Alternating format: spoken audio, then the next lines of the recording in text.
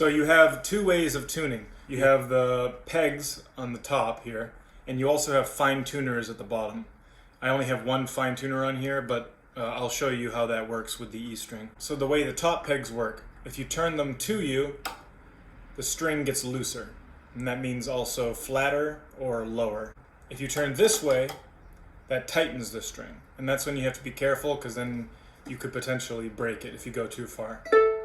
So if I go that way, it gets higher. If I go that way, it gets lower.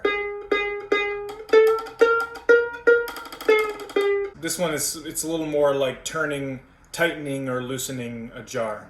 So you turn it to the right to tighten it, and to the left to loosen it. Clockwise is tighten, counterclockwise is loosen. And you can hear that happening.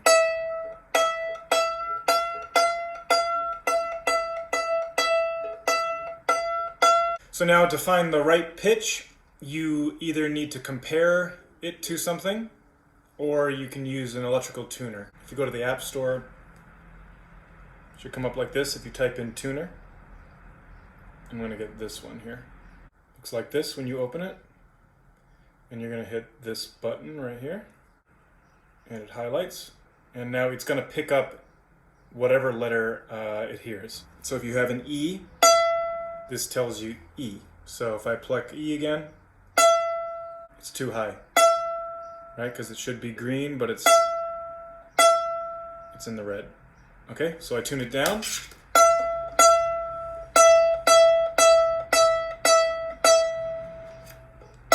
Until it's more or less in the middle. I'm looking at the tuner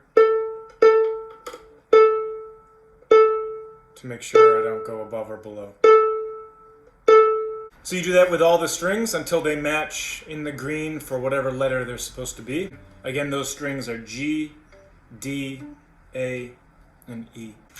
And you make sure it matches in the tuner. And eventually, after you get better at that, then all you need is one letter. You tune to the A, and then you tune with the bow, you tune multiple strings at once. So you have your A, and you make sure that's in tune. Then you're done with the tuner. You can tune A to D, and then D to G, and I'll show you what that looks like.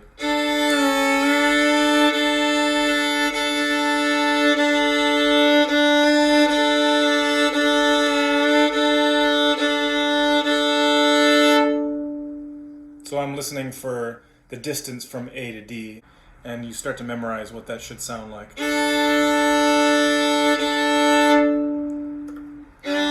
Then you do the same thing with D and G, because now you know D is correct.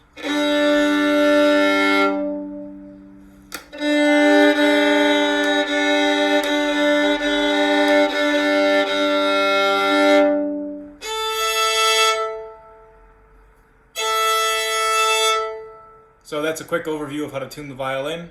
I hope it helps you feel more comfortable doing it yourself.